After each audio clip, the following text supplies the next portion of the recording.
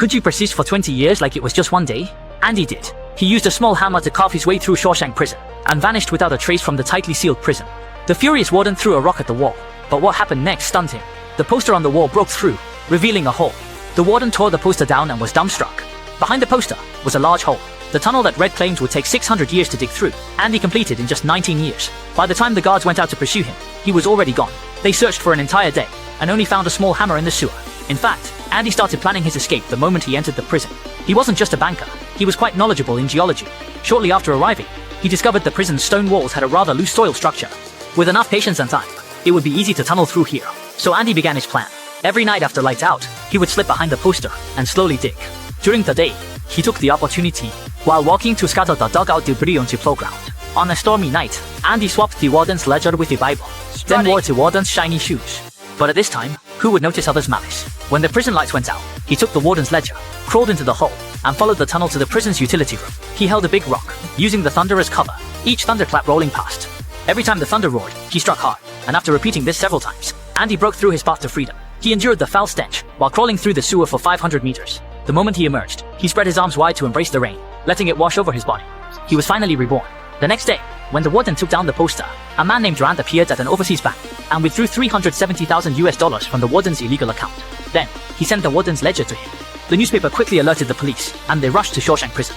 The warden hurriedly opened the safe to destroy the evidence, only to find a Bible inside.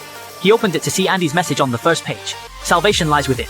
As he leafed through, he discovered Andy had hidden the hammer inside the book. The police were already downstairs, and to avoid punishment, he chose to end his own life, not wanting to commit any more crimes.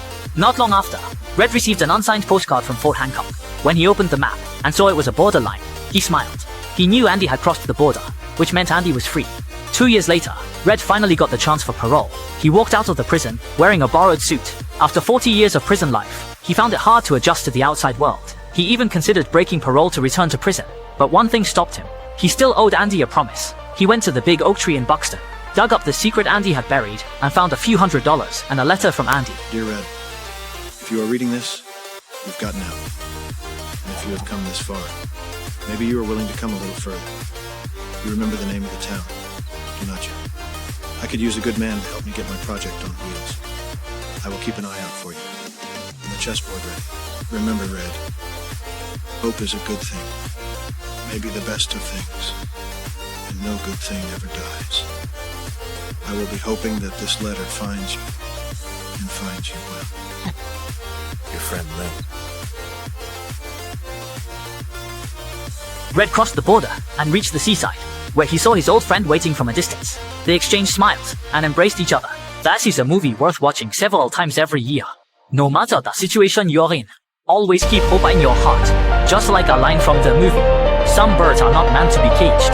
Their feathers shine with the light of freedom. Well, I'm Cola. See you next time.